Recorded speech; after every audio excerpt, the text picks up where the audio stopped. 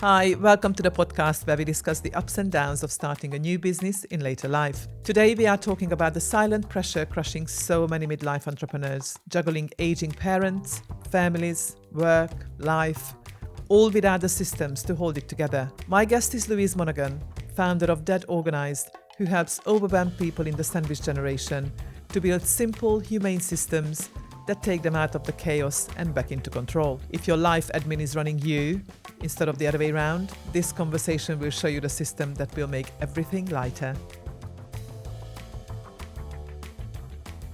Louise, let's start bluntly. Why do smart, capable midlife entrepreneurs are completely falling apart when life throws all sorts of things at them, including aging parents, their kids, work, home life, all of it at once?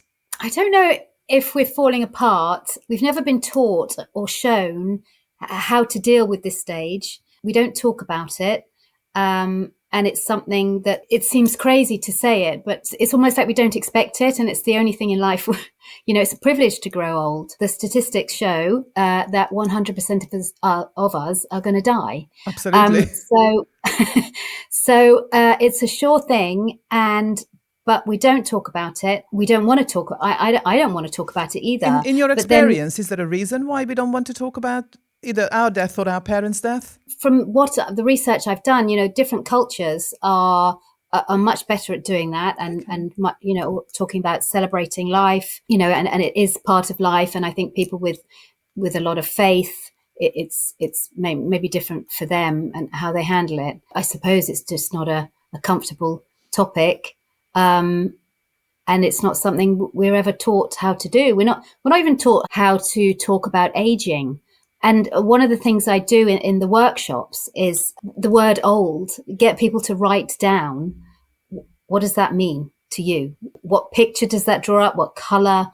What feeling? What does old mean? And so it's just trying to reframe what's old.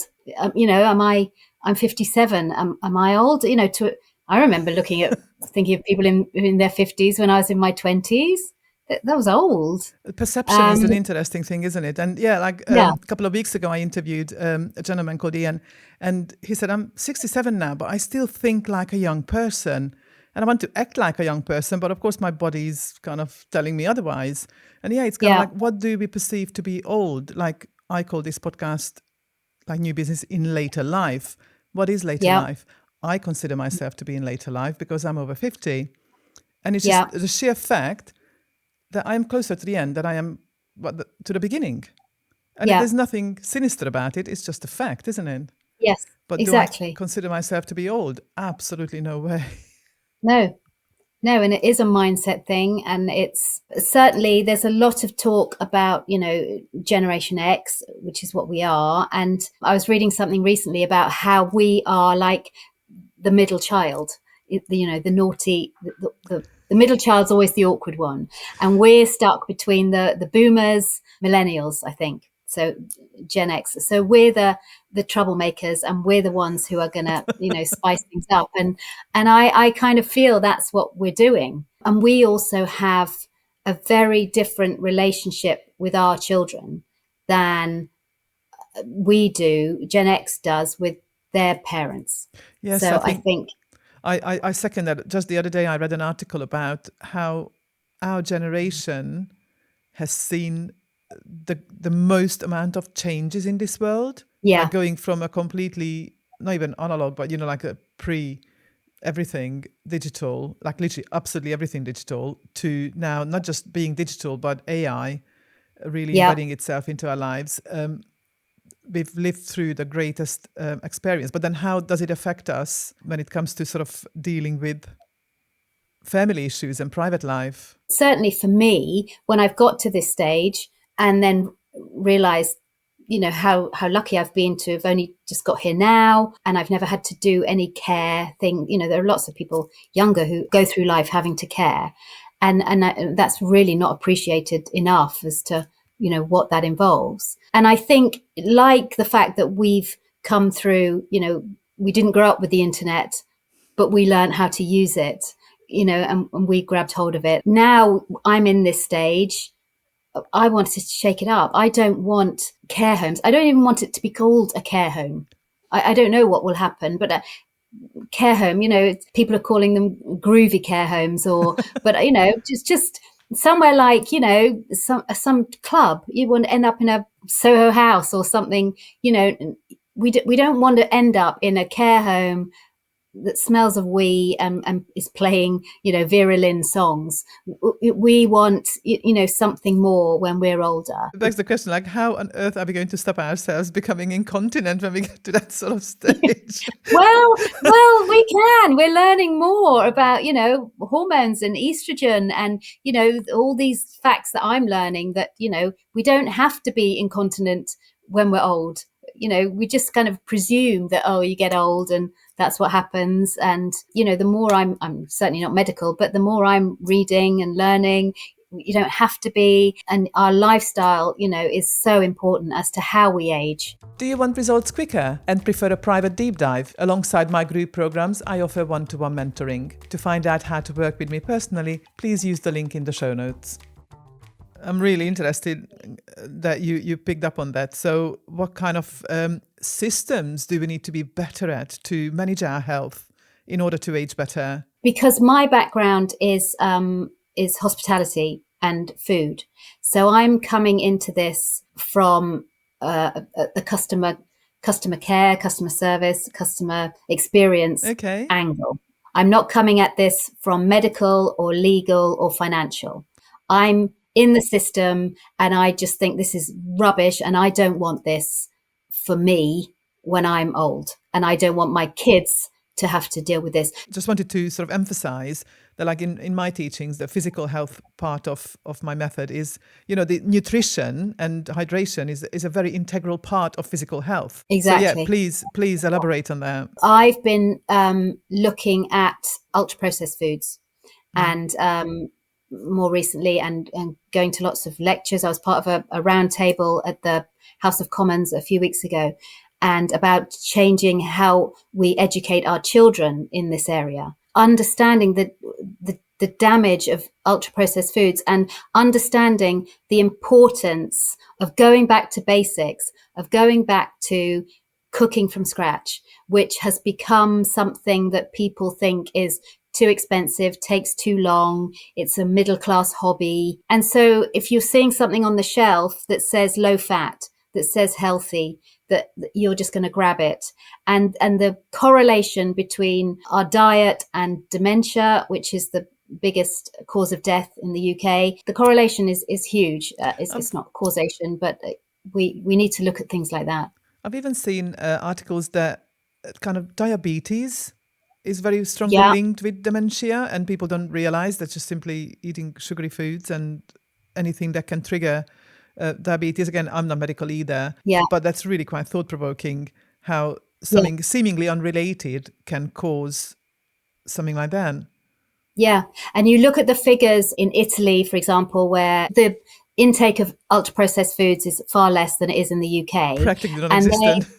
And their, dementia cases are far less than in the UK. And so there is definitely a correlation between that. So you mentioned that you've been talking to people in Parliament about this, but how do you find, either yourself dealing with it or speaking to politicians dealing with it, that the government's budget to advertise healthy eating and healthy food and healthy diets is like small change compared to big giants, like, fast food restaurant chains around the world? They can spend like not just multiple, but like 10, even like 20, 50 times more money on advertising their own products. So it's so much more in our face. So how does the government deal with that? How can they? The big food companies who are sponsoring different reports and different. So I think it's a difficult, really difficult position. And I don't think there is the understanding of the importance of what's happening. What, by the government or by people? By people and by the government, because I certainly wasn't aware. And, and I'm from a food industry, from a food background. I've certainly, cooked all my life. So I have more understanding than a lot of people. And even I didn't know, how huge an issue this was. Again, because you're not medical. So until you get exposed to that correlation, Yeah. how would you know? I mean, it's good enough that you know that nutrition is important and cooking fresh and cooking from fresh ingredients is important. I mean, I cook every day. Going out to a Yeah. restaurant is a chore for me because I don't know what they put in it. And usually it's swimming in fat or oil and loads of salt and sugar. And certain foods I Yeah. don't actually eat, certain international foods I don't eat because I know that it's full of sugar and I'd rather cook. Yeah. And I call some of my meals fast food that's good for you. Yes. Something that you cook from Yeah. scratch, ready in 15, 20 minutes. That's fast. A great lady, she's got a cookery school in London. She was doing online cookery lessons for free to try and get the nation cooking.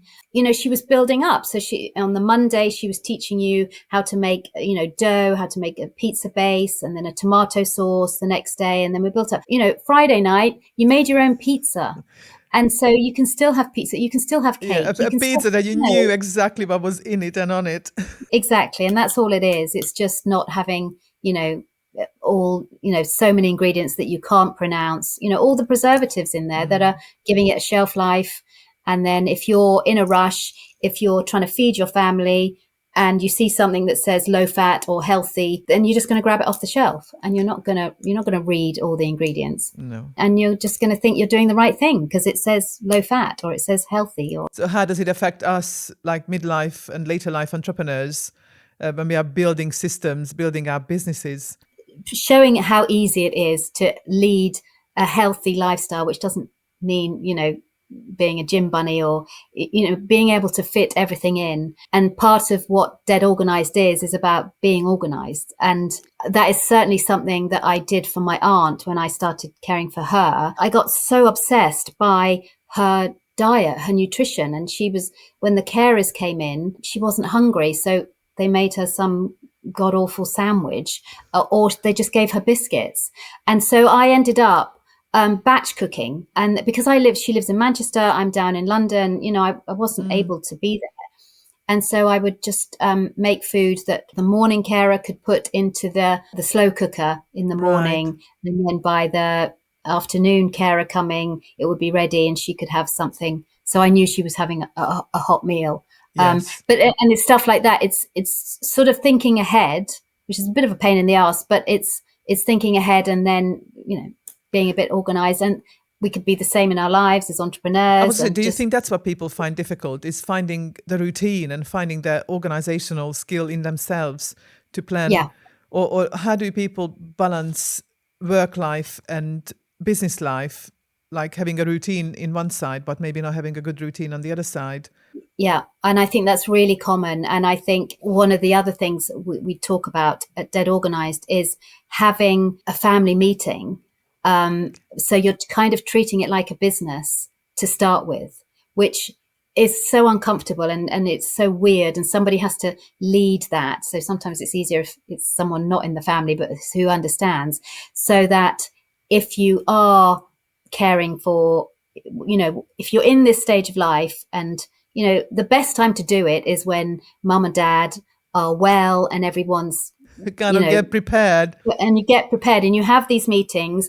And so everybody knows what they're doing. And, you know, everybody can do something. And even if it is the grandchildren or someone can do the cooking, do the batch cooking, and get to know Granny's recipes and write down Granny's recipes. And so as well as, you know, being helpful, you're preserving all those memories as well, and having the WhatsApp group and, you know, just a daily phone call from someone. That's their job. They have to phone every week or every day or whatever the system is. And it's putting in those systems early and having those awkward conversations early that you think, oh God, this is ridiculous. Why are you treating this like we're a business? But I think if you do, and then once you're in it, if things nothing might not happen, and that's fantastic. But if they do go a bit astray, then you've got systems in place and it makes it so much easier. Because when you're firefighting, when you're in it, you do not have time to do the research, to find things out, to put things in place. And also, you know, you're grieving. I really love your approach for a whole number of reasons. And I would just sort of like to emphasize them and summarize them. One, the communication, encouraging people to communicate within the family. I mean, one of my absolute top values is communication. And I think when things fall down, it's down to miscommunication or the lack of. Yeah.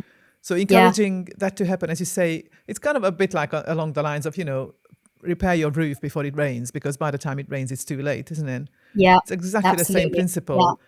Communicate, speak to each other, and as you said, put systems in place. That's an amazing I think that's the encouragement. hardest thing, because putting systems in place when you don't need them seems weird. Were you inspired by this conversation? Well, imagine applying these ideas directly in your own life. That's what we do in the 6-week program. There are practical routines that power results. Please find out more in the show notes. But then again, and also the delegation is the other thing I wanted to highlight. So sometimes in the business world, we kind of get better at what is it that we are good at, so we prioritize that for ourselves, and what is it that we can delegate or defer or delete, the system. But we don't really think about applying that system onto our private life. Yeah. Or vice versa, like having, some people can have a very good health routine, yet fall apart when it comes to business. Yet probably we need to apply exactly the same system to the other part of our lives. So having this delegation kind of recommendation, so that each member of the family, because then instead of one person taking all of the load, you can delegate to one thing to each member, and then everybody can get on with their own lives at the same time. It does work, and there is always one sibling. I don't know if you're an only child, or I don't know, but I've got 3 you've got half brothers, although obviously I love them as my own brothers, but it just so happens genetically that we are half brothers. But effectively, I grew up on my own because there's a big age gap both ways. I've got an older one and 2 younger ones, but at the end of the day, I've got 3 brothers. Okay. So kind of, it's a bit of both worlds. Yeah. It's always, the majority of the time it's women who take on the caring role, or not always, but it's the majority of women who are giving up work to care, or they're reducing their hours. Even for their in-laws, it's quite often the woman who's giving up. Usually one sibling who does more than the other. I mean, that could be because they live closer, or for whatever reason. There's very often one sibling. And if you've got systems in place, that makes this, far less arguments and upset, because your role. And if you're living abroad, of course you can't do as much as someone who's living very close. Of course you can't. Well. But there are things you can do if you're living abroad. And, okay, that means I have to do the daily phone call. Well, nowadays, doing it all on the internet with various apps, probably the daily phone call is the easy one for the one abroad. Exactly. And you would probably need to really deal with help. More practical things. The one who's living nearby, it's really helpful to know that at least someone's, they're getting that call. I mean, it might be a pain in the ass, but doing things like that and just having those systems in place that you've got in place when everyone's well, emotions aren't running high, and you can talk about it calmly, it works much better. That's probably the most important message I've been picking out so far, is that preparation, is having just that one action in place to prepare for the worst. And then hopefully the parents will indeed go on forever. And then, of course, sadly, sometimes one loses a younger member of the family way too early. But then I suppose these systems could be put in place to get ready for any eventuality, not just looking after the elders of the family. Because of the name, because we're sort of playing on the word dead, I'm dealing with, the old people dying, when they're 100. So I don't want to belittle or change how some early tragic death, or somebody who's, I'm not. I appreciate it, that's your specialism, is to concentrate on the elders of the family. Exactly, yeah. And I mean, we do have a grief, or we can point you in the direction of grief counsellors, or, that sort of thing, definitely. But this is certainly about people dying when they're old, when they should. Maybe in addition to what we kind of pinpointed already, the start of the conversation, but is there anything else, like a small system that listeners can potentially put in place even today, if they are listening and feeling like they are burning out inside, or they're feeling like they are spinning every plate, because we kind of touched upon this, like looking after elders as well as still having children at home, or even running a business in addition to that, or just simply building a career. What is the one little system that you could recommend for people to give them back like a sense of control? There's a few things. I also teach, I've just come back from, I teach yoga for a mental health charity. It's really gentle yoga, and it's a lot of breathing. And It's very simple, and it sounds a bit annoying because everybody seems to be teaching you how to breathe these days, and we all know how to breathe. But oh no, we don't. Oh my goodness. well, The yeah, conversation you'd be having with people, probably you've experienced it. I mean, people don't know how to breathe. People breathe very shallow, yes, don't they? they think they know how They to think breathe because they're doing because it, they and exist, but that is yes, exactly it. because They exist. exactly that.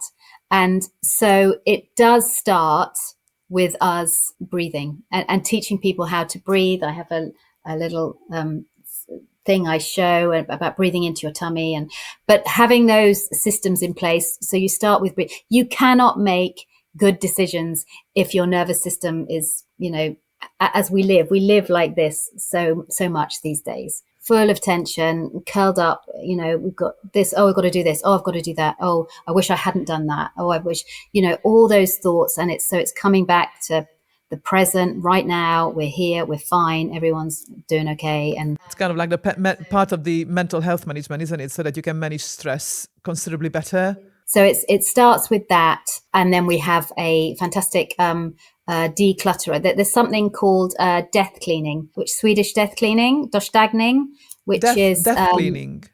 Death, yeah, right. Which is decluttering. Okay. It's decluttering, basically. I suppose it is, yeah. Go on, tell me more. The idea being you start to think about clearing out your crap. Or the actual physical decluttering. Actual decluttering. Oh, wow. When you are in a later stage, like a proper late stage of your life. We should start thinking about that now. I'm at my mum's house, and, if we are in control of telling the story behind that really ugly vase that is always stood on the windowsill that nobody knows, and it will get chucked away one day, but maybe there's a story behind it, and maybe, oh, well, my cousin would like that because of it came via his uncle and whatever. Who knows? Yeah, it's sharing those sentimental stories. It's sharing the stories and writing them down, but also decluttering at the same time. That's all part of sort of the number one thing, is to start with decluttering, because that will reflect how you feel, like when your head's too cluttered. So we do start with decluttering, just going room by room, and it doesn't have to be quite so traumatic. Another example is we give families, like at Christmas, a Christmas present to your parents could be, we're going to come round for a weekend and we're going to clear out the loft with you, not for you, and that'll be, so you're doing things. It's like experience is on a different level, isn't it? And also I think the beauty of something like that is spending that time together, and indeed allowing for those stories to come out. Yeah. Again, it's very good for everyone's mental health, isn't it? To talk to each other. But also I was going to ask, in your experience, does this decluttering kind of help with elongating people's lives? Just by simply getting rid of rubbish or stuff that they accumulated over years and decades, probably. Exactly. Yeah, it's that freeing, it's that freedom, and remembering the stories and writing them down. We also have a great filmmaker who's making legacy films. Oh, lovely. If people wanted to do that and tell the stories with the photos. You hear so many people just chucking out gazillions of photos because they don't know who's in them. Yeah, that's true. That's so true. I mean, I ended up with boxes and boxes of photos from when Mum died, and I think I eliminated at least 2 of the 3 almost instantly because I had absolutely no idea who was in those photos. Sort of decluttering is the first thing we think about. You won't get it all done in a weekend or anything, but it's the first thing we talk about and break that down. And rather than getting all heavy into, the LPAs, the wills, all the practical stuff that you should have. So, putting in the systems, but decluttering, and it really helps to clear the mind, and it brings families together to talk about the stories and making it something. And then because of my hospitality background, turning it into a nice day, have a nice lunch in between it, or, arrange, you're all going to go out for dinner and discuss things later, or, write down the recipes, let's cook these recipes, or, the food stories. Are there stories behind the food, and what's your favorite food, what's your favorite memory of a favorite meal, that kind of stuff. When I started over at 50, I learned the hard way. Now I know that health routines are the backbone of business success. So now I help other entrepreneurs do the same. Explore the Routine Club via the link in the show notes, because a healthier you makes a wealthier you. That sounds ever so lovely. It's literally like designing a great kind of experience inside a family unit, isn't it? Yeah. Especially if people do get to that point where they are caring for the elders who are at the end of their lives, and then time and effort and everything is sort of stretched thin, isn't it? I think in your own words, like aging is a customer experience journey. So this is a way to we want to make enhance it really lovely. We want to make it great. And I mean, all along, obviously, because still that's sort of in my early 50s, starting a business, building a business. I'm a founder. Everything you're saying, I'm kind of putting it into a business relation in my own head. And all I could think of again is like decluttering when you are at work. Right now, I'm in that position where I've got piles of things on my desk, and it's like I'm desperate to have a decluttering day, and just simply asking the question, like, does it elongate people's lives when they declutter? Yes, it's like I really need to get down to that and get on with that practice. So thank you very much for guiding me and hopefully many others with that kind of advice. Well, I as you can see, I don't really practice what I preach at the moment, but anyway, it's a work in progress. Just to those who are listening rather than watching, Louise is sitting in front of a very heavily loaded bookcase. But as you said, you are not in your own house, so we're not going to blame you for that. That you are in a cluttered environment at the moment. But is there a final little bit of advice you could give our listeners, both in business and in caring for their elders? In caring for elders, as well as the breathing and the decluttering, another thing we do in one of the workshops is for you to picture yourself or imagine how you would like to be when you're 87. We pick a number. Yeah. So when you're 87, have a think about what you want to look like, where you want to be living, what you want to be doing, how you want to feel.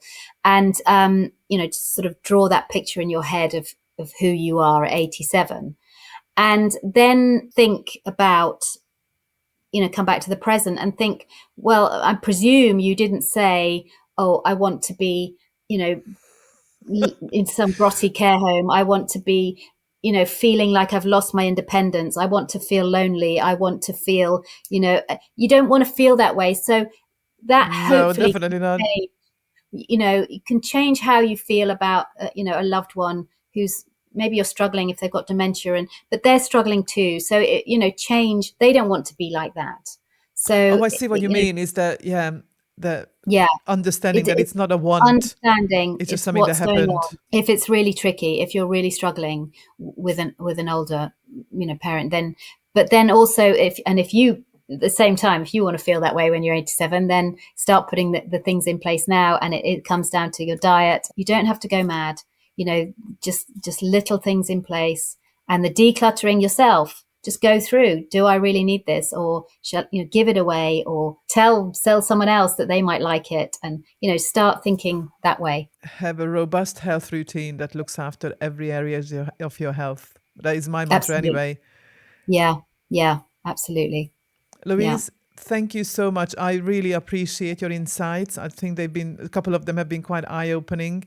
But I love your approach to encourage families to communicate before there is a necessity for it, and just be open and honest and delegate tasks to people up front. That's a brilliant message. Yeah, it's absolutely that. It's do it now. Do it now when everything's great. And fabulous. Thank you very much. Pleasure. Thank you for listening to New Business in Later Life with me, Ildikó Sealey, where we say no to slowing down and yes to starting up. Loved what you've heard? Please share it, screenshot it, and tag me on socials. Let's show the world what thriving in later life really looks like, and share with a friend who is ready for their next chapter. Please subscribe so you are always in the loop. And if you were ready to stop running on empty and start running on purpose, well, come join us. All the links are waiting in the show notes, including my guests' contacts, the Uncopreneurs Club, and the few tools and services I personally use in my business to help you thrive in yours. Until next time, refuel, refocus, and reinvent.